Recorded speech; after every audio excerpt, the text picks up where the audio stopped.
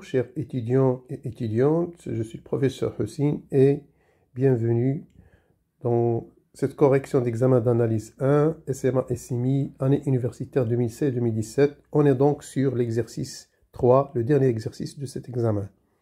Dans cet exercice, on vous donne une fonction f définie sur l'intervalle AP qui vérifie f de AP inclus dans AP.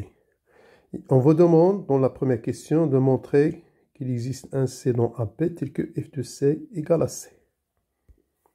Donc, la question est, chercher un C dans l'intervalle AP tel que f de C égale à C. C'est-à-dire f de C moins C égale à 0. Donc, ceci revient à résoudre l'équation,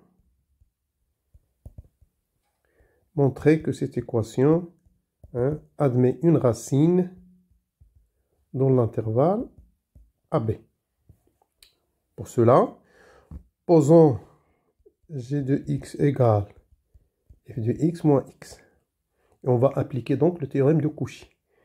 Déjà, g est continu sur AP parce que f est continu et la fonction qui a x associé x est continue. G de A égale f de A moins A. Et cette quantité est négative. Pourquoi? Parce qu'on sait que f de A, d'après la condition f de AB, inclus dans AB, appartient à AP. C'est-à-dire d'après cette condition. Ce qui implique bien sûr que f de A est comprise entre A et B. Ça veut dire f de A moins A est positif. Pardon. F de A moins A est positif. G de B égale, par définition, c'est f de B moins B.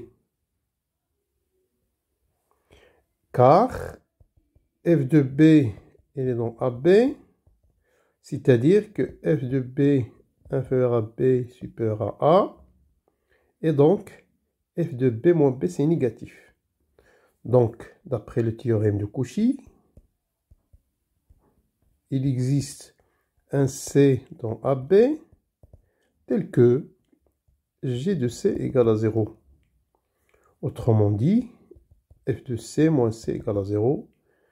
Donc, il existe C dans AB tel que f de C égale à C.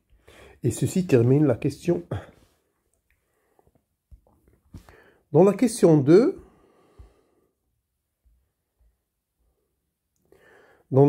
2, on suppose que cette fois-ci AB est inclus dans f de A, f de AB.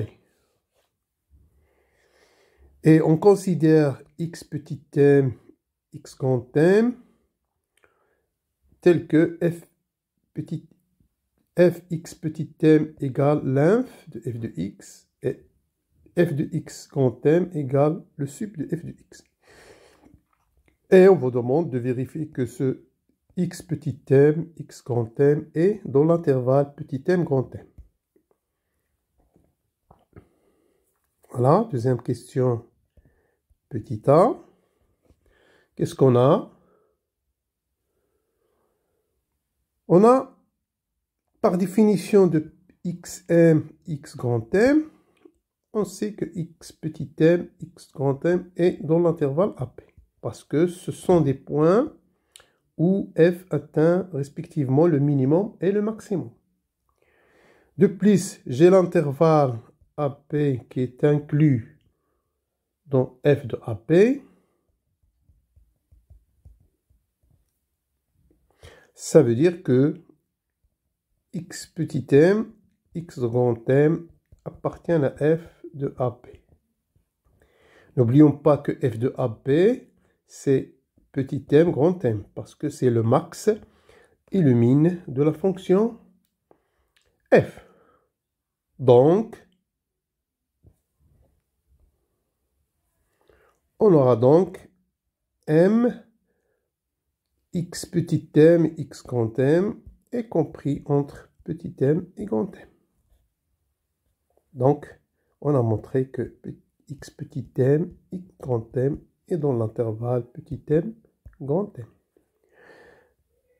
Maintenant, pour la deuxième question petit b, on vous demande quoi?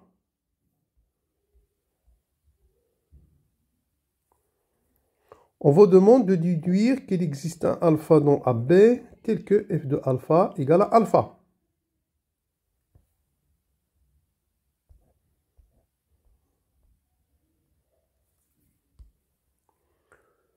Pour cela, en gardant notre fonction à l'esprit, f de x moins x, on a g de x petit m égale f de x petit m moins x petit m. Cela est égal f de x petit m, c'est petit m moins xm. Et donc, on a montré que xm est dans cet intervalle. Ça veut dire que m moins xm est négatif. G de x grand M égale à f de x grand M moins x grand M. Et f de x grand M, c'est grand M moins x grand M. Et puisque x grand M est dans cet intervalle, ça veut dire que m moins x grand M est positif. Donc, d'après, qu'est-ce qu'on a montré? On a montré que x petit m, x grand M est dans l'intervalle m grand M. Et on a g de x petit m fois g de x grand M est négatif. Donc, TVI, donc il existe alpha dans x petit m et x grand M tel que g de alpha égale à 0. Normalement, on cherche alpha dans l'intervalle AB. Or, x petit m et x grand M sont dans l'intervalle AB. Parce qu'on a pris le sup sur l'intervalle AB. C'est-à-dire qu'il existe alpha dans AB tel que g de alpha égale à 0. Et donc notre g de alpha, c'est f de alpha moins alpha égale à 0. C'est-à-dire f de alpha égale à alpha. Donc on a montré qu'il existe un alpha tel que f de alpha égale à alpha.